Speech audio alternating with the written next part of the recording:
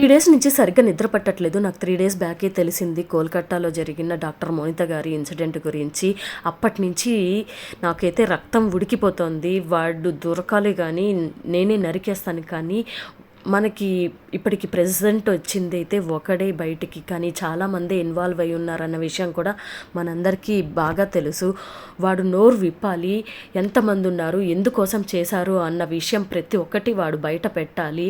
అలా బయట పెట్టిన తర్వాత వాళ్ళందరికీ ఆన్ స్పాట్ శిక్ష పడాలని చెప్పి అయితే నేనైతే నా సైడ్ నుంచి కోరుకుంటున్నాను.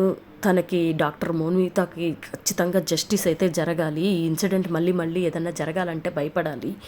ఇప్పటికే చాలామంది డాక్టర్స్ దీని గురించి స్ట్రైక్ చేస్తున్నారు. మన సైడ్ నుంచి కూడా ఒక చిన్న సపోర్ట్ ఇద్దామని చెప్పి ఈ వీడియో తీస్తున్నాను.